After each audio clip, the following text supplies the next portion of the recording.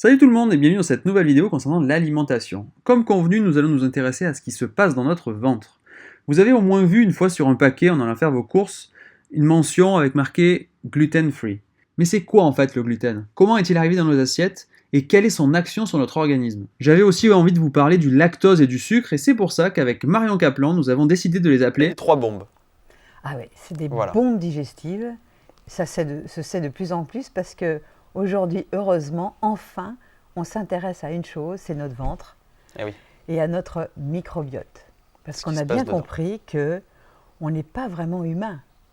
On est en collaboration avec toute une communauté de bactéries qui sont à la fois partout sur notre peau, dans notre trou de nez, dans les yeux, Partout. partout, mais aussi énormément dans l'intestin, puisqu'on a plus de bactéries dans l'intestin que de cellules dans notre corps.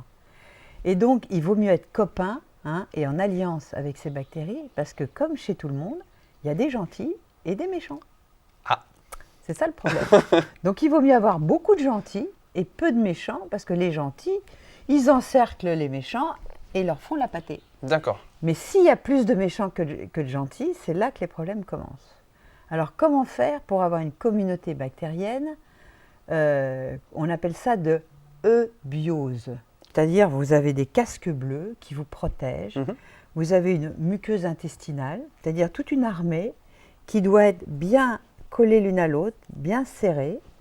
Et quand cette armée est bien serrée, eh bien, vous êtes protégé. Tout le problème de cet intestin, c'est qu'il a une double fonction. Il doit laisser entrer, donc les casques bleus doivent enlever les armes pour laisser entrer les gentils, et clac, se refermer. Donc ça, c'est quand ça marche bien. Les entérocytes, nos casques bleus, on va les appeler les entérocytes, eh bien, elles sont en jonction serrée. Le problème lié au gluten, il est double. Souvent, quand les gens ont des problèmes, d'abord, primo, le gluten, c'est une protéine qui est contenue dans le blé, mais aussi dans l'orge, le seigle, L'épeautre. le camute Ouais. et l'épeautre. D'accord. En moindre quantité dans le petit épeautre, mais il y en a quand même. Un cœliaque ne peut pas manger de petit Les épeautre. petites épeautres, d'accord. D'accord? Et donc ce blé moderne, parce que c'est surtout celui-là que les gens consomment, a été tellement rétrocroisé et hybridé qu'au lieu de contenir 12 chromosomes, il en a plus de 40. D'accord. Il faut savoir que nous, notre génome, c'est-à-dire notre génétique, notre ADN, notre code génétique, s'est fabriqué depuis des millions d'années. Et il fait qu'on est vivant encore aujourd'hui et que, pour certains, on ne se porte pas trop mal. Tout le problème est venu après la guerre. 40. Après la guerre 40, là, c'est n'importe quoi. C'est-à-dire, vas-y que je te mets du glyphosate, Monsanto, merci, des pesticides à tire-larigot, les monocultures, parce que notre pays, moi je parle aux Français, notre pays était un pays d'agriculteurs qui avaient des petites fermes. Dans ces petites fermes, il y avait des petites cultures, il y avait de l'élevage, et tout fonctionnait plutôt pas mal. Or, en acceptant le modèle américain, en se liant dans une politique agricole commune. Les agriculteurs se sont endettés avec des énormes machines qui n'étaient compatibles que pour les grandes surfaces. Eh oui. Donc, les petits agriculteurs sont partis en ville, les gros agriculteurs ont bouffé tous les petits, on a viré les haies, les forêts, on a commencé à faire des grandes surfaces de quoi? De blé, de colza, de maïs, de soja pour certaines contrées, tout ça pour les monocultures. Et on a baissé les coûts parce que enlever des mauvaises herbes, c'est fatigant. Donc il vaut mieux mettre des produits chimiques pour enlever les mauvaises herbes. Mais surtout pour que la maturité du blé soit uniforme. Eh oui. Donc dans ces cas-là, ils te balancent du glyphosate 3 semaines avant la récolte parce que ça uniformise la maturité. D'accord. Comme ça, ils ont des blés matures partout. Et les rétrocroisements ont fait qu'ils ont pris les blés qui avaient les tiges les plus courtes. Les plus courtes, ça. Parce que dès qu'il y avait un orage, si les blés étaient couchés, c'était foutu. Ça moisissait. D'accord. Donc on a pris les cours qui supportaient des climats plus compliqués, qui avaient besoin de moins d'eau, etc., etc. Et on est arrivé à ce rétrocroisement que nos enzymes, donc il faut savoir que pour digérer, on fait appel à des enzymes pancréatiques, biliaires et autres, qui sont des petits ciseaux. Parce que quand tu manges de la viande ou un morceau de pain, si ça n'a pas été coupé avec les petits ciseaux, ça ne peut pas rentrer dans ton flux sanguin. Ouais. C'est là où je reviens à mes casques bleus. Mes entérocytes, mes casques bleus. Il faut rentrer, clac, ce qu'il faut, les nutriments, et hop, ils se referment. Si ça a été coupé en petits ciseaux, d'accord, à ce moment-là, les nutriments vont pouvoir rentrer dans le flux sanguin et nourrir ce qu'il a à nourrir. Si je me bourre de sucre et de céréales, du pain, des croissants, le dessert, tout le monde mange des desserts 2 fois par jour, alors que c'est complètement débile. Avant, on mangeait un dessert par semaine. Le dimanche. Aujourd'hui, qui ne dit pas « qu'est-ce que vous voulez comme dessert ?» Et les gens sont frustrés s'ils ne sont pas un dessert. Donc ces desserts, c'est du sucre, hein, qu'il soit bio ou pas bio, ça je m'en fous. Hein. Oui, c'est du sucre. Et ça va nourrir des méchants garçons qui s'appellent Candida albicans. D'accord. Car nous sommes porteurs sains de Candida albicans, qui, quand ils sont juste en petite quantité, sont maîtrisés par nos casques bleus. Mais si on leur donne beaucoup de sucre, le Candida, il est là, ouais, super, encore. Ce qui fait que vous allez commencer à ballonner et vous allez commencer à être addict au sucre.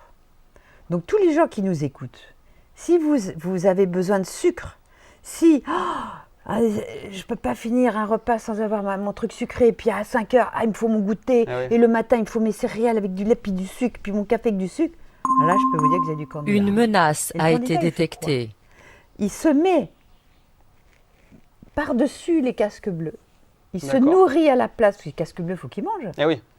Il se nourrit à leur place, il forme une espèce de biofilm.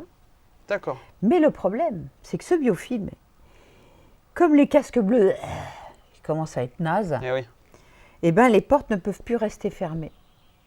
Et la porte s'ouvre et reste ouverte. Pourquoi croyez-vous qu'il y ait autant de maladies liées aux parasites, comme la maladie de Lyme ou autre? Pourquoi y en a-t-il autant? C'est que notre intestin est devenu tellement perméable, on appelle ça le leaky gut syndrome, c'est le mot américain que tout le monde connaît dans le monde entier, donc syndrome de la perméabilité intestinale. Pour peu que votre mère ait ce syndrome, quand elle accouche, elle va vous donner sa flore, et vous allez démarrer déjà avec du Candida. Parce qu'un bébé, il est complètement perméable, ça c'est normal à la naissance. Mais s'il a bénéficié d'une flore pathogène, le problème c'est qu'il va démarrer déjà avec une flore compliquée. Ça c'est les travaux d'une médecin qui était en Angleterre, mais qui est russe d'origine, le docteur Natasha Campbell McBride. D'accord. Elle a écrit le syndrome entéropsychologique, dit syndrome GAPS. J'encourage les gens à lire ces bouquins parce qu'elle a démontré que l'autisme, tous les problèmes neurologiques des enfants, l'hyperactivité et autres, mais aussi la dépression, mais aussi toute problématique de maladie auto-immune, commence dans l'intestin. C'est largement repris. Je crois que depuis qu'on s'intéresse au microbiote, il y a eu plus de 20 000 études publiées. D'accord. Donc quand c'est publié par PubMed, c'est la publication internationale reconnue, c'est qu'il y a des études qui démontrent ce que les gens avancent. D'accord. D'accord ?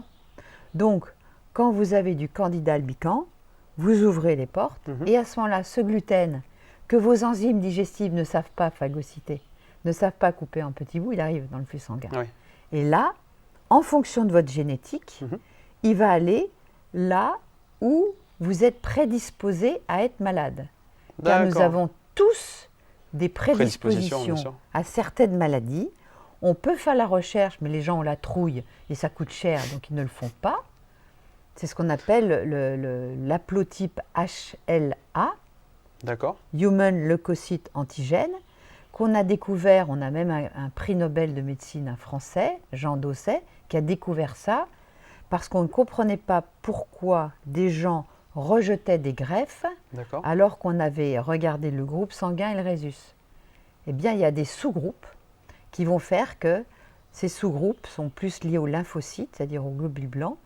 Eh bien, ces sous-groupes vont rejeter une greffe si on n'est pas compatible. On a D'accord. découvert ces compatibilités. Mais en allant plus loin dans ces compatibilités, on s'est aperçu qu'il y avait des pays qui faisaient plus de certaines maladies que d'autres. Et c'est comme ça qu'on a classé par genre de maladie en fonction du HLA. Tout le monde a entendu parler du HLA B27. Tout le monde. Ouais. À peu près, c'est le plus connu. Le plus connu, oui. Parce qu'il y a HLA A, B, CW, DR, DQ. Donc il y a plusieurs classifications en 2 groupes. Et qui, par exemple, pour le gluten, ils se sont aperçus que ceux qui étaient étiquetés DQ2, DQ8 avaient plus de possibilités d'être cœliaques.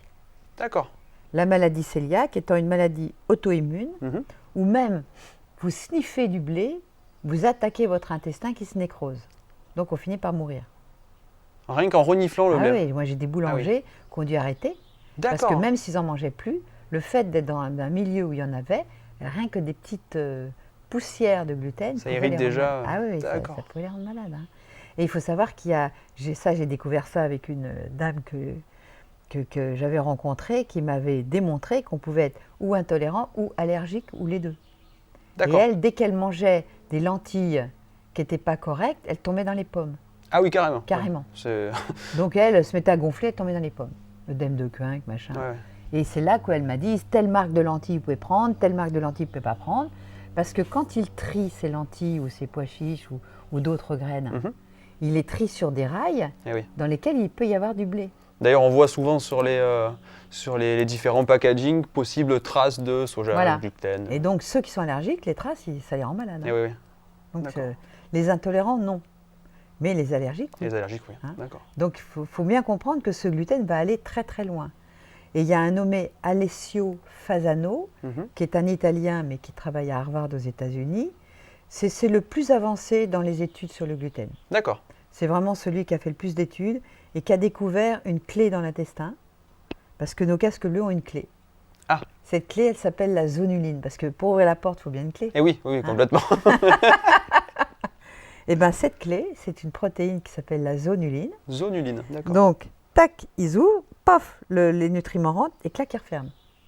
Tout le problème, c'est si j'ai une dysbiose, la dysbiose étant une flore intestinale où je ballonne, je pète, je gaze, je ne suis pas bien. J'ai mal au ventre, etc. Si j'ai du candida albicans, eh ben, cette zonuline va être en trop grande quantité, elle va forcer la porte qui reste ouverte. D'accord. Et c'est buffet garni pour tous les parasites, pour toutes les saloperies qui vont entrer, qui vont aller dans le flux sanguin et clac, déclencher une polyarthrite chez certains, un diabète chez d'autres, des migraines, pourquoi pas pour certains, mais tout ce à quoi vous êtes prédisposé va se déclencher plus ou moins rapidement. D'accord. Donc c'est par rapport au terrain où eux, en fait, ça va appuyer, on va dire, sur le... oui, parce que comme le blé n'est pas phagocyté, il rentre dans le flux sanguin. Et, oui, du coup, et c'est là que les trous restent et on a compris qu'ils entretenaient la perméabilité intestinale. D'accord. Donc, primo, lutter contre la dysbiose, bien sûr, mais le candida albicans. Et oui, le premier. Et je peux vous dire, parce que moi j'avais du candida albicans, ça se fait pas en 5 minutes. Hein. Et oui. Moi j'ai mis plusieurs années. 3 ans à peu près, peut-être plus. Ça dépend des gens. Ça dépend des gens. D'abord à se désintoxiquer du sucre. Parce que le sucre, c'est pour ça qu'on va peut-être mélanger les sessions ou alors. On va parler du sucre après, vraiment spécifique. Je vous le dirai après, hein, vous écoutez la deuxième session. Eh bien, j'espère que vous en savez maintenant un peu plus sur le gluten et rendez-vous très vite pour les prochaines bombes digestives.